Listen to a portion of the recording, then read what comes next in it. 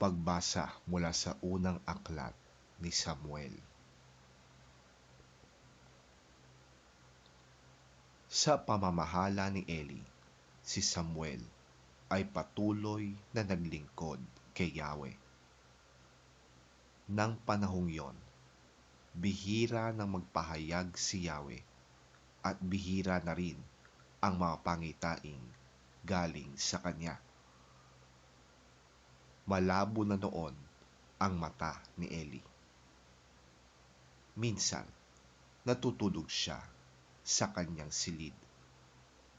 Si Samuel ay natutulog naman sa santuaryo kung saan naroroon din ang kaban ng tipan. Bago magmadaling araw at may sindi pa ang ilawan sa santuaryo, siya'y tinawag ni Yahweh. Samuel, Samuel. Narito po ako, sagot niya. Patakbo siyang lumapit kay Eli at sinabi, "Bakit po?" Sinabi ni Eli, "Hindi kita tinatawag. Matulog ka na uli." Nagbalik nga siya sa kanyang higaan. Subalit, tinawag siyang muli ni Yahweh, "Samuel." Bumangon siya, lumapit muli kay Eli at nagtanong, "Tinatawag po ba ninyo ako?"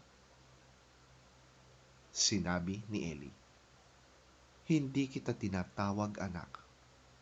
Matulog ka na." Hindi pa kilala noon ni Samuel si Yahweh sapagkat hindi pa ito nagpahayag sa kanya.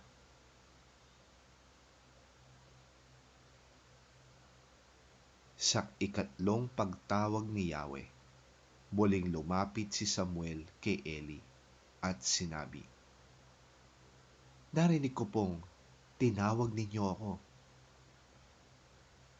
Sa pagkakataong yon, naunawaan ni Eli na si Yahweh ang tumatawag sa bata. Kaya sinabi niya, "Mahiga kang muli, at kapag narinig mo pang tinawag ka, ganito ang sabihin mo, 'Magsalita po kayo, Yahweh.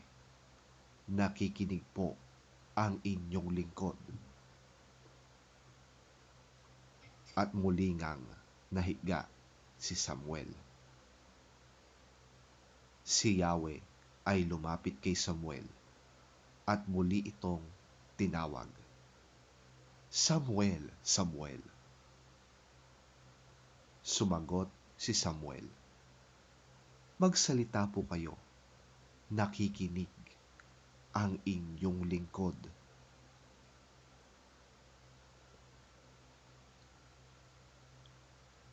Habang lumalaki si Samuel, patuloy siyang pinapatnubayan ni Yahweh at nagkakatotoo ang lahat ng sinasabi niya. Dahil dito, kinilala ng buong Israel mula sa Dan hanggang sa Beerseba na si Samuel ay isang tunay na propeta ni Yahweh.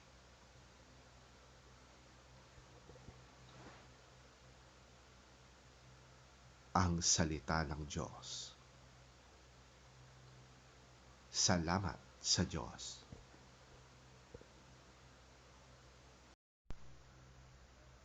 Ang mabuting balita ng Panginoon ayon kay San Marcos.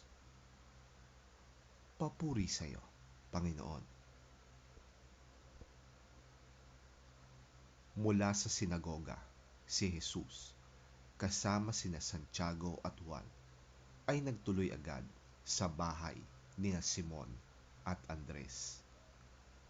Noon ay nakahigang nilalagnat ang biyena ni Simon at ito'y agad nilang sinabi kay Jesus. Kaya't nilapitan ni Jesus ang babae, hinawakan ito sa kamay at ibinangon. Noon di gumaling ito at naghanda ng pagkain para sa kanila. Pagsapit ng gabi, pagkalubog ng araw, dinala kay Jesus ang lahat ng may sakit at ang mga sinasapian ng demonyo. Halos lahat ng mga taga roon ay nagkatipon sa harap ng bahay. Pinagaling ni Jesus ang maraming may sakit, anuman ang kanilang karamdaman.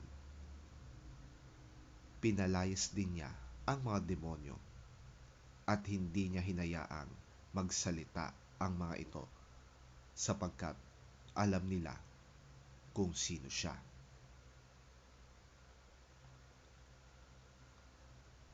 Madaling araw pa'y bumangon na si Jesus at nagbunta sa isang lugar kung saan maaari siyang manalangin mag-isa. Hinanap siya ni Simon at ng mga kasama nito, at nang matagpuan siya ay sinabi nila, "Hinahanap po kayo ng mga tao." Ngunit sinabi niya sa kanila, "Kailangang pumunta rin tayo sa mga karatig bayan upang makapangaral ako roon. Ito ang dahilan ng pagparito ko." Nilibot nga ni Jesus ang buong Galilea. Nangaral siya sa kanilang mga sinagoga at nagpalayas ng mga demonyo.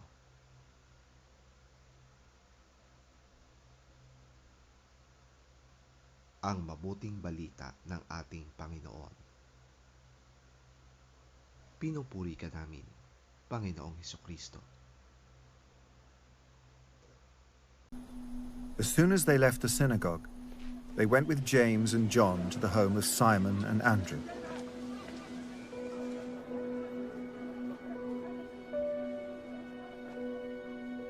Simon's mother-in-law was in bed with a fever, and they immediately told Jesus about her. So he went to her, took her hand, and helped her up. The fever left her, and she began to wait on them.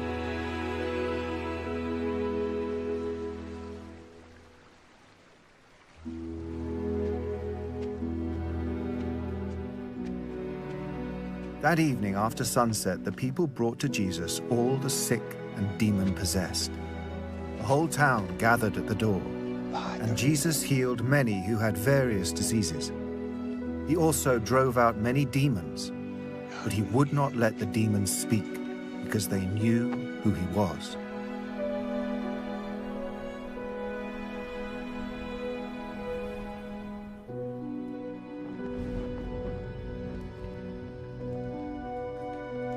Very early in the morning, while it was still dark, Jesus got up, left the house, and went off to a solitary place where he prayed.